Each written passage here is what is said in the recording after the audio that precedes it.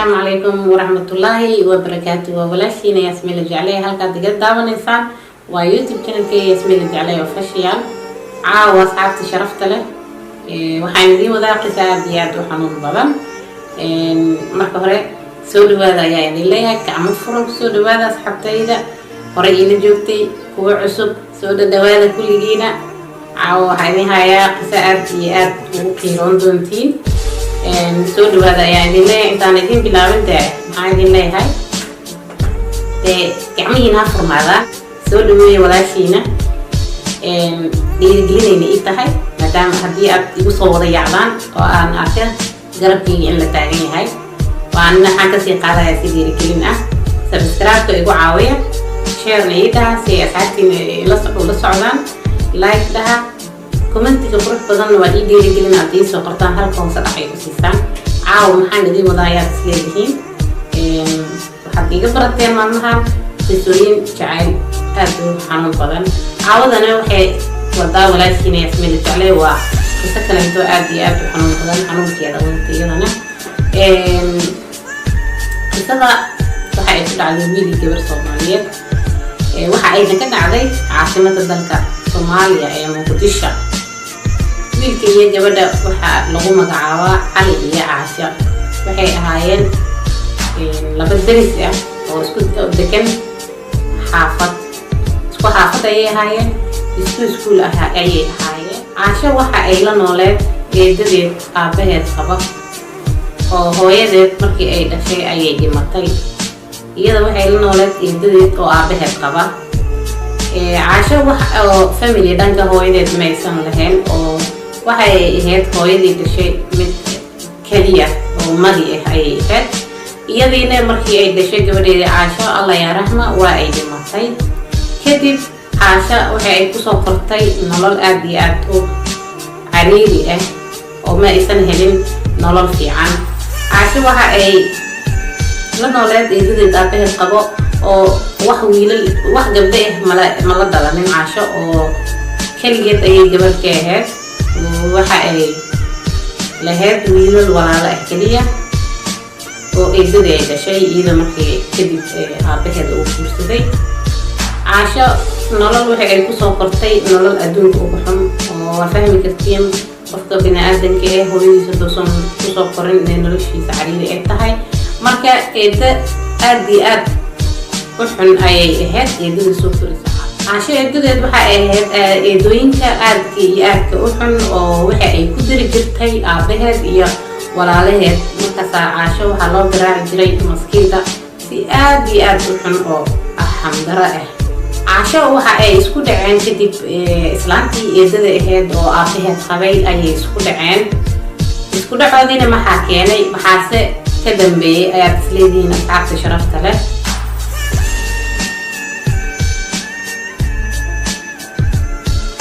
caasha waxa ay samaysay xiriir jacayl oo ay la samaysay wiilkii ay dariska ahaayeen ay iskuulka ahaayeen ayay waxa ay la samaysay xiriir jacayl كدب ما حد عاي يدري أي اسكو دعين أو وحا أي كو سميسي مركي أي أوغاتي إن أي حرير جعل أي سميسي ويلكس لحريرين وضا الصعدان سلامتي أيضي هيد يدري هيد عاشا وحي كو سميسي إن أي تليفون كي قبي هم بأي كاقاتو أي اسكول كي نكاريبتو أو أي قلب كو حفتي تمين هنا أي كحفتي سي أرحم دري أي أولا دقنتي oo hadii ay kaliya oo ay kaan lahayd xataa telefoonkii ay ka reebtay telefoonkii ay ka qaaday iyo mobilkii ay telefoonkii ay ka qaaday iyo iskuulkii ay ka joojisay hadii ay ku sameeyay lahayd kaliya intaas ay ku ekaan lahayd ma aysan ku ekeenin laakiin miskiinta waxa ay kale ku sameysay gurigii ayay ku xirtay oo timihiina waa ay ka xirtay caasha saysan ba ula kulmin mar daqabo wiilkii asaga ahay oo cali ahay xiriirka jacaylka ay ka dhaxeeyay maadaama ay iibiyeen arxan laay markii ay ku ogaatay xiriirkaasna la sameeyay ayay qol ku xirtay timihii ka xirtay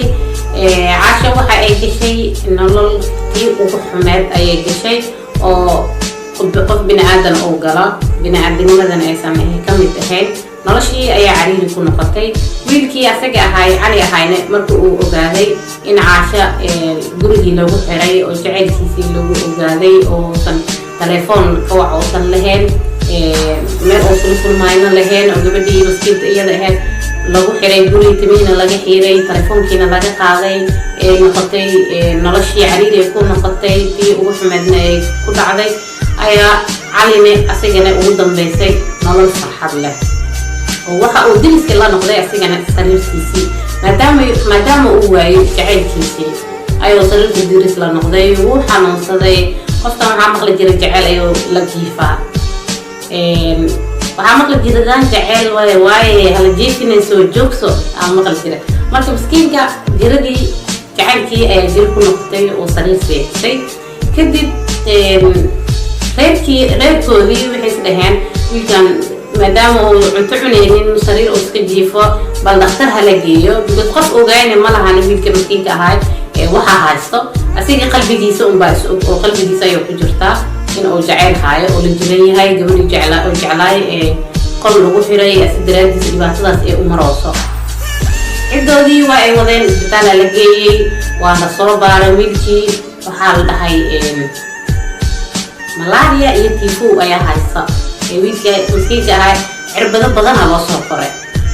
وحال ده محمسين هاي عربة هي أيها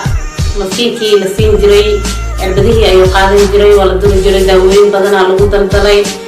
قفكا وحبو كسو في عنان ويبو قفكا مركو حنوسي هاي حنون كيسي لهلا وداو لغسيو داو في عنادا لكن علي مسكينكا جرد هاي سي وحي اهد جعين ما اهن جرد كالنتا تيفو اما ملاريا اما وحول بيها تبا ما اهن جرد او داو لو عني كرا جست جرد داو دي سوحي اهد حاشا انو هلا taasoo bay ahayd daawadiisii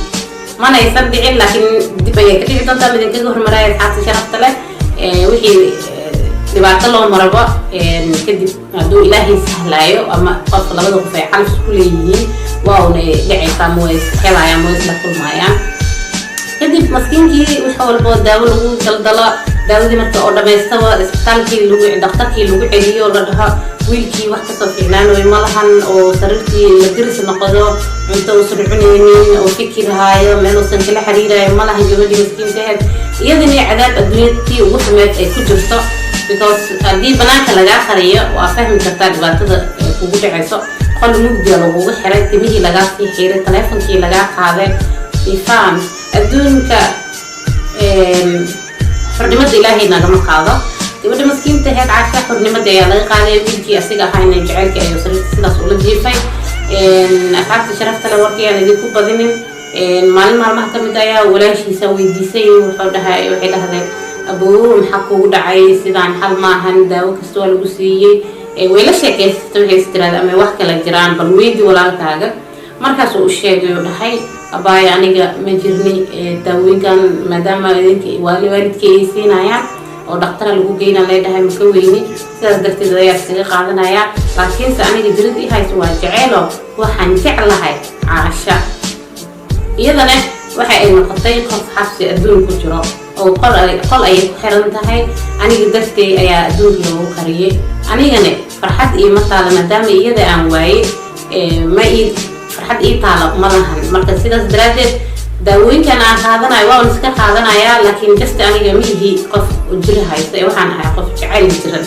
gabadhaas jacaylkeeda jirnaa gabadhii way baxday walaashiisa ahayd oo waxay u tagtay aabaheed oo waxay tiraahday aabba wiilkaaga wax xanuun ah ma hayo tifo iyo malaria waa la dhahayo ma hayo oo waxa uu la xanuunsan yahay waa jacayl okay aabihii muxuu dhihi doonaa aabihii waxa uu dhahay iyo jecel yahay gabadhaas diriska aan ahay caasha ayuu jecel yahay aabba wiilkaaga gabadhaas inaa u doontid waaye daawadana ha laga joojiyo aabihii dhalay cali waa uu xanaaqay oo wuxuu ku yiri maxaa mar hore igu sheegi waysa intaas daawada markaan kugu daldalayay wiilkaygii maxaa igu sheegi waysa arrintaas anaa xalin lahaay markaasoo wuxuu dhahay aabbo aniga gabadhaas ayaa jeclahay jaceylkeeda ayaana sariirta la saaranahay oo aan la jirinahay aabihii waa uu baxay oo wuxuu u tagay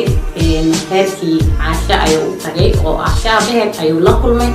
oo la weydiistay gabadha maadaama uu wiilkiisii xiriir ay lahaayeen wiilkiisii warkii dhan uu soo sheegay oo daraadiis loo xiray ama qol ay ugu xiran tahay asiga dartiisa xabsi loo geliyay markaas aabihii gabadha dhalay wax wanaagay kalama soo kulmin cali aabihiisa oo waxa uu dhahay wuu u diiday wuxuu dhahay kuma siinaya gabadhayda wiilkaagana ma siinaya inta wiilkaaga si lahayd bay hay ugu xirnaatay meesheeda mana ku siinaya marka adi hadalla fiicneen ayuu kala soo kulmay wiilkii aabihiisa oo aabihii uu soo noqday asigii oo caraysan oo wuxuu ku yiri aabo meeshaas meel wax fiican kalama soo kulmin gabadhaas waxaa ka rabtaa way ay joogaan gabdho kaleento gabar adeerkaa dhalay ayaan kuugu darayaa aabo marka inaad iska ilowdid ayaan rabaa gabadhaas ayada caasho iska ilow aabaheed waa fiican kalamaan soo kulmin marka waxaan rabaa inaad iska ilowdid gabadhaas waxaan kuugu darayaa gabar aan aniga adeer u ah walaalkay dhalay ayaan kuu guurinayaa wiilkii asiga ahaa wuxuu dhahay aabo may aniga ma isoo marta gabar aan xanshe ahayn oo ma guursanayay weligeyna lama kulmaayay عشان gabar aan caashe ahayn de waa runtiiso jaceelkiisa ayuu rabaa inuu ku guuleysta marka aabihii wuxuu dhahaa aaba aniga ma rabo gabar aan gabadhaas ahayn ma guursanayay jaceelna ma soo bandhiganayay mana la rabo inaan la kulmo maalinteena naqtaba insha Allah waan isheli doonaa jaceelkayga insha Allah iyadana daacadee u heer jaceelka asigana daacad ayuu u haayo sariira ayuu bula qoray iyadana asiga dartiisa ayaaba xariirkiisa markii lagu ogaaday eedadeed ay waxay u gelisay qol ay ku xirtay iskuulkii dhan ka reebtay telefoonkiina laga jaray meel kala xiriirayna ma lahan marka wuxuu dhahaa aaba aniga gabadhaas ahayn ma isoo marta aan caashe ahayn ma raba inaad guursado aaba waa mahadsan tahay aabihii waa uu xanaaqay uu ka tagay wuxuu dhahay gabar aniga aan kala soo kulmin hadal fiican ayaad iisii leedahay miyaan gabadhaas ahayn ma rabi gabadhii sidii ay idana meeshii ku xirnayd wiilkiina sidii ayuu meeshiisii jaceelkiisa uga jiifay oo cunto ka deganayninoo maanta oo dhan banaanka oo u ilaalinayaayo isdhahaya maalintii noqotaba insha Allah waad la kulmi doontaa waana heli doontaa ama waad ku guuleysan doontaa jaceelkaaga maalin maalmaha ka mid ayaa dhalinyarada xaafadda meel iyagoo wada joogaan waxaa lala hadlay caasho walaalkeeda oo waxaa lagu dhahay walaasha caasho hooyada waxa ay ku sameynaysaa wax wanaagsan ma ahan dhibaato ayay ku sugan tahay walaashaada halka gabar oo kaliya kula dhalatay waaye walaal oo jirnaxaya miyaadan ahayn maxaa kaa qaldan hooyada qalad ayay ku sameynaysaa gabadhaas miskiinta ehel kalenta malahan adigay kula dhalatay adiga halkaas gabar adduunka ku haysataa halkii gabarna haddii ay qalka sidaas ugu sii xun tahay waa ay dhiman doontaa walaal unax walaasha badbaadi markaasoo dhahay maxaan ku sameeyaa adi dhalinyaradii xaafadda ayaa u talisay oo waxay ku dhaheen habeen xilli dambe markii ay tahay salaada subax intaan la gaarin waddanka Soomaaliya ayaa waxaa la dhahay xilligaas markii ay tahay soo bixi oo qolka ka soo furo intay gurgurdayaan hooyada ayaabaha anaga banaanka baawur u sii dhigeena oo aan sii wadeena banaanka nagu keenaysaa wiilkii alxamdulillah maantaas ayay u ahayd caasho maalinta farxadda adduunka maadaama ay soo martay dhibaato kale aad iyo aad u adag una culus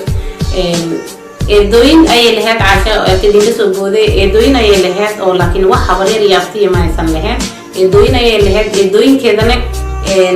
wax xiriir lama aysan lahayn waxay isku dhaceen eedada caasho oo aabaheed qaba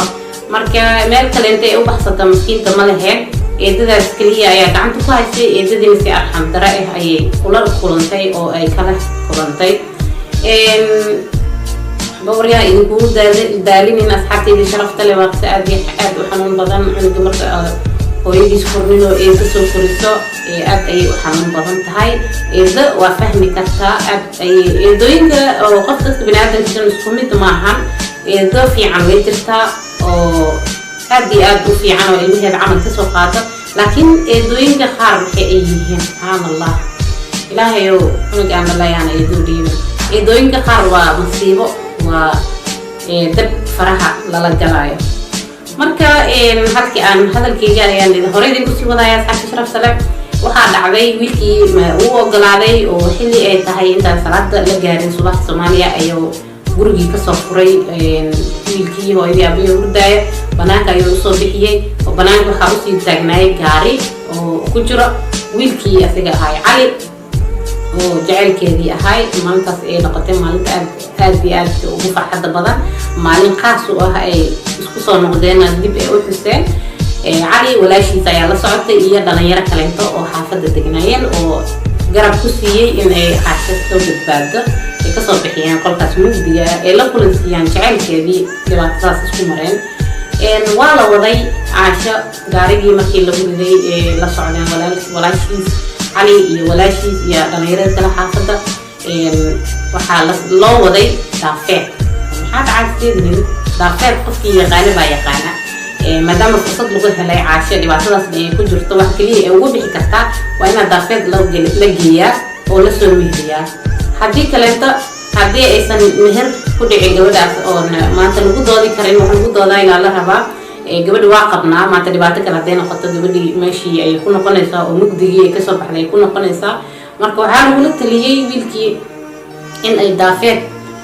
loo wado ay iskula baxaan oo halkaas caasho lagu soo mihriyo cali ayaa soo bandhigtay oo dhahay haddii aan maanta fursadaas sameey waayo beri caasho waa layga ceshanayaa oo gurigeeda ayaa lagu ceshanayaa anigana jiradeyda ayaa sidii iisii haynaysaa iyadana qolkeedii mugdiga hay ay dib ugu noqonaysaa marka xalka keliya aan ku badbaadi karna waa in aan isku raacnaa daafeed oo aan halkaas kusoo mihirsadaa caasho si aanan jacaylkeeni u midoowno waa laga ogolaaday oo caasho waxaa loo waday masaafo daafeed halkaas ayaa lagu soo mihiriyey kadib markii la soo celiyey waxaa loo waday oo la geeyey wiilkii cali walaashiisa guri ee degneed oo xaafadoodii ka fogaay ayaa la geeyey labadii lamaana halkaas ayay wada joogeen kadib maxaa dhacay baad leedihiin raadin kadib asxaabta sharafta leh raadin kadib waa la xaliyey oo gabadhii familigeeda lala hadlay familigii wiilkii way isla hadleen alxamdulilah way soo dhammaatay kadib waxa ay loo dhigay adduunka arooskii ugu fiicnaay oo waxa ay noqdeen laba lamaano dhibaato soo martay maadaama caashay hooyo u joogin oo ay kasoo korisay eedadana ay cadaab adduunya soo gelisay calina oo jacaylkii caasho la ildarnaayo oo sariir la qoray oo cunadii ka gooyey marka maskiinta iyo maskiintaas dhibaatadii soo martay maasha allah gadaal ayay ka noqotay mid farxad leh oo waxaa loo dhigay caasho iyo cali arooskii adduunka ugu fiicnaay oo muqdisho ka dhaca ayaa loo dhigay fanaaniintii muqdisho fanaaniinta ugu fiicneed oo ugu jirtay ayaana lagu casuumay arooskaas oo loo dhigay waxa ay heleen nololtii ugu quruxda badneed oo ugu farxadda badneed ayay heleen maasha allah sabraasidkiisa heladee horey bay usoo dhibaatoodeen muslimiintan hadda cali iyo caasho waxa ay ku nool yihiin nolol aad iyo aad u qurux badan oo waxa ay isku dhaleen laba caruur ay isku dhaleen haddana uur ayay leedahay maasha allah waxa ayna ku nool yihiin nolol aad u qurux badan oo u farxad badan nolol ay farxad ayay ku nool yihiin cali iyo caasho iyaga ayaa inoo ogolaaday inaan maanta qisadoodii halkan aan kasoo dayno oo inoogu sheekeeyeen qisadii soo martay maadaama jacayl halkan ay kugu soo gudbinayay marka maanta fursadaas iyaga ayaa siiyey inaan ka sheekeeyo qisadoodii jacaylka oo iyaga ayaa iisoo bandhigay ina ogolaaday inaan soo daayo marka asxaabta sharafta leh sabraasadkiisa hela hore baa loo dhahay jacaylkana inta badan haddii aad marka hore dhibaato kala kulanto labada qof hadday si daacadda isku jecel yihiin waa ay gaaraan heerkoodii ay rabeen oo guul ayay ka gaaraan marka eedo waxaan leeyahay eedo cunugaaga camal ka soo qaad ilmaha aad korinaysid ama lagu dhiibtay ama aad hooyo u tahay hooyada labaad ka soo qaad cunugaagii oo kaleeto caasho maskiinta waxa ay soo martay nolol aad iyo aad u xun cadaabtii adduun ugu xumeed oo qof biniaadan uu maro ayay martay laakiin alxamdulilah oo hadda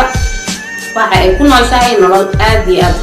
u qurux badan una farxad badan nolol farxadda ayay ku nool yihiin labadaas lamaane asxaabta sharafta leh marka waxaan idin leeyahay oo walaashiina yaasmin la jeclay idiin soo daysa qisooyinka aadka iyo aadka u murugada badan insha allah waan soo dayn doonaa kuwa aad iyo aad u farxad badan waa anigii waa idin lahadaa qisooyinku way soo socdaane